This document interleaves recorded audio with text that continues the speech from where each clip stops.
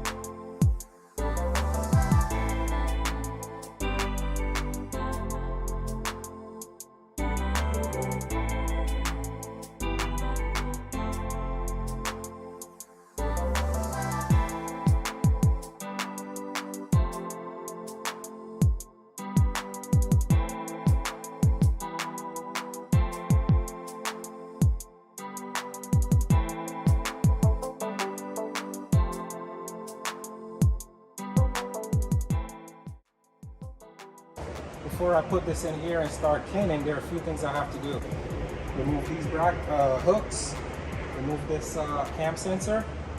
This ground wire will also go with that, and I have to remove each bucket.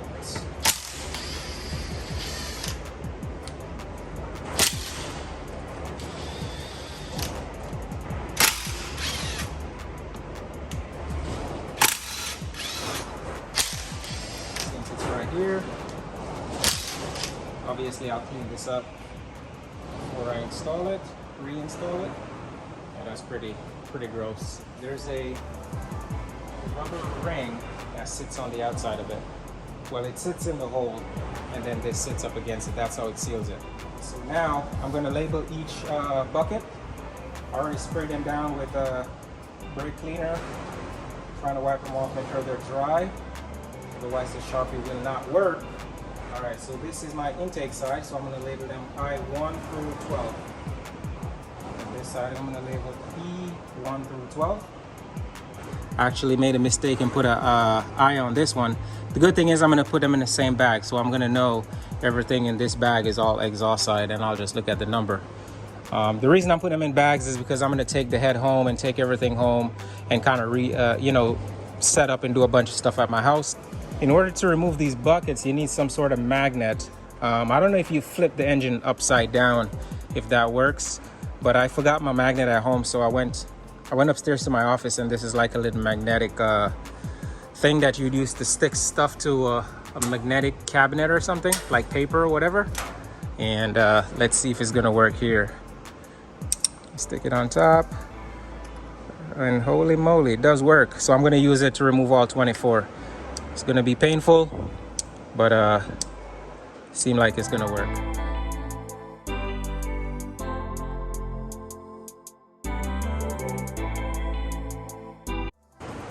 So this is what it looks like inside the head right now. You can see all that brown stuff. It's like old, almost dried up oil. And I decided to leave the plugs in for a while, because once I fill it up with the part cleaner, the plug would actually keep the chemical in the sections, right? And then I'll be able to clean it out much better, so it'll soak in real good on this side. And I'm gonna flip it over and take a look at the actual back end of the each valves. I mean, this side is not bad looking, but you can see here on the valve side, even back here, it's not so bad. And also when I flip this on this end, keeping the plugs will also keep the chemical right in the chamber, and then I'll be able to get that off real easily. In fact, I'm going to do this side first, because I feel like this side will be a lot easier to clean.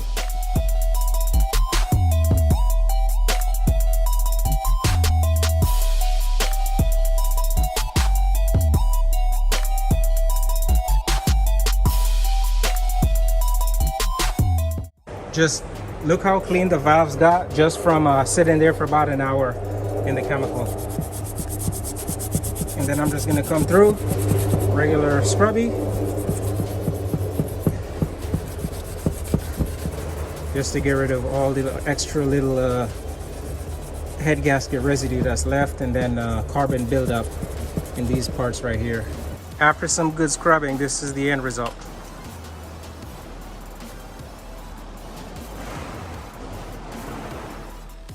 Alright guys, I'm actually gonna work from home today.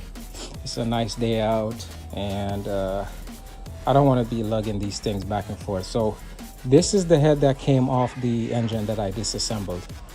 This one I've had for about a year, just sitting on it. I have the cams, I have pretty much the whole assembly for the head itself. However, overall I think this one is a little cleaner. I'm going to show you why I'm going to use this one instead of the one that I removed from the block.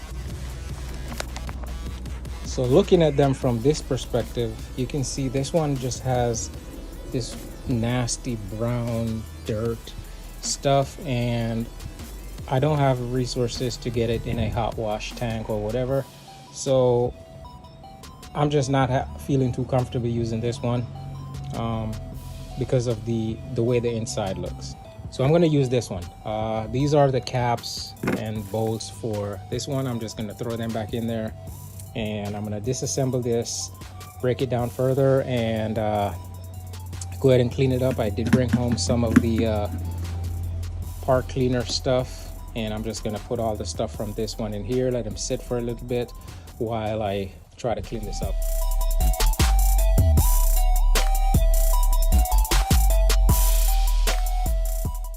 I'm gonna clean this up, then once I clean it up to a certain point, I am gonna remove each valve because I am gonna do the valve stem.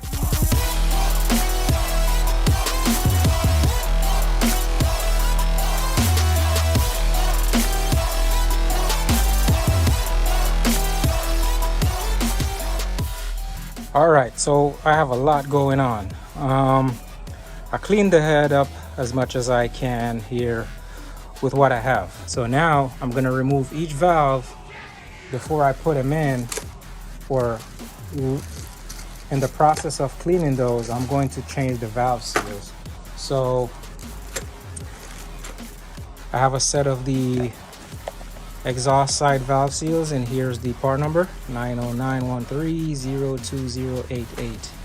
And I need 12 of them. I also have the intake side, which is 90913-02090. So there's 9 that came in this pack and 3 in this one, for a total of 12. Old school type valve keeper removal tool. And then I have the stem removal tool, and I'll use this thing with one of these to install the new stem. So I'll record some of it, and I'll just like time lapse the rest of it.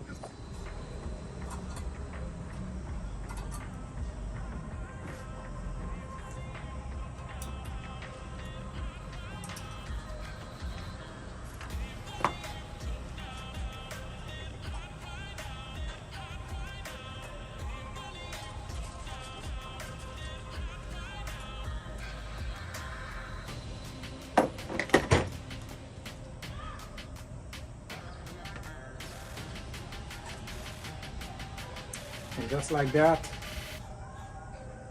valve is removed. Let me see if I can get that in there. Hopefully you can see just from rubbing it, all the little carbon dust. It's just literally like just flaking off. There's nothing along this little bezeled edge right here where it sits in the cylinder, because that needs to be 100% seal proof, otherwise the compression won't be correct. I bring you guys closer in so you can get a better look. So you can see down in here, not all the way down in the hole, but just around the edge right here where the valve seats. It's almost perfect because you can see the raw finish of the metal. So that tells me there's no carbon buildup between the valve and where it sits in the housing. So maybe I should have bought one of them circular things and put it on my drill bit where I could just hit it like a few times and be done, but I didn't. So let me see how well this will work. And I know there's other ways to do this. This is just how I'm doing mine. So I'm not a 2J builder. I just kind of know what I'm doing, so to speak. And just like that, that is as good as I can live with that. So between there and here, those are gonna seat just perfectly fine. Slide it right in. Sits, rotates, not get stuck. Perfectly fine. So I got to do that 23 more times. Well, in fact, I'm not even done yet. So now I'm going to pull the seal, replace the seal, and then I have to do it 23 more times.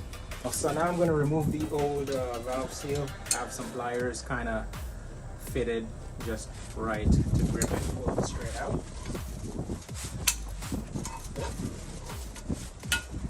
And it pops right off. Grab one of my exhaust seal. And over here, this thing comes with like a little punch and fitting, and I feel like the 6mm fits. No, that's a little too big. So I'm gonna go with the 5.5mm. It fits inside this hole right here, just about perfect. I'm gonna screw this piece into here, and then I'll put this on here, and then I'll use my little rubber mallet to tap this back into place, because this will go down into the valve sleeve or the valve guide, and you can hear it makes like a metal on metal contact once it's seated. You don't want to hit it too much or too hard, because you don't want to flare the seal itself.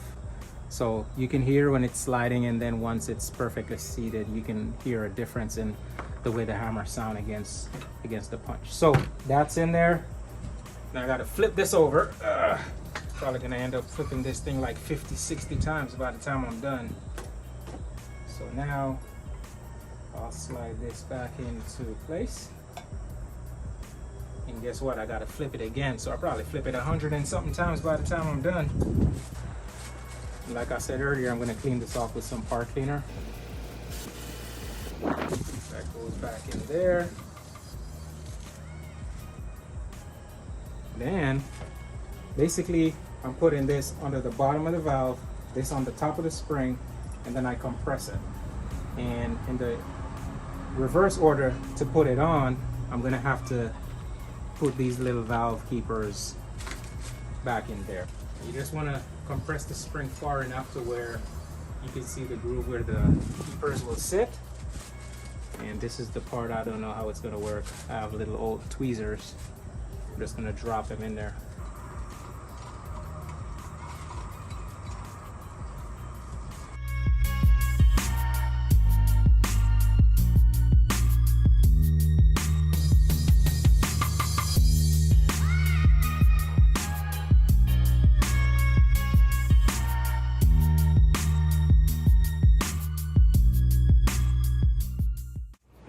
All right, guys, so I got the engine on the engine stand, and the plan for this part of the video is to clean the top of each piston. So I'll clean this one, clean number 6, then I'll rotate the crank, and I think 2 and 5 will come up next, and then, or 3 and 4, I don't remember, but whatever. And then I'll clean the deck off, just like I did with this cylinder head. I'll clean the surface of the block here with this razor blade, and then once I've done that, I'm gonna clean the block with some brake cleaner and some more of this wire brush, and then I'll paint it black. I didn't bring my tripod. I'm gonna try to catch this one-handed, so I'm holding the camera in my left hand, and I'm gonna show you basically all I'm doing is scrubbing with a wire brush.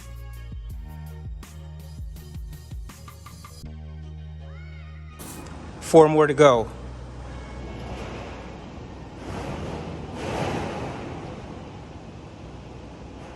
So this is where we are, stripped all the way down. I cleaned the deck as much as I could. Pistons came out pretty good though. block. I cleaned it up and just sprayed a little bit of black, flat black on it. I wasn't able to record myself removing the bottom oil pan because, like I said, I didn't have my my tripod. But whenever I'm reassembling this engine, I'll make sure I have my tripod set up so I can talk about the bolts and the sizes and the different things that happens underneath here. But as far as stripping the engine down, that's a wrap. Next step will be reassemble. So stay tuned for that.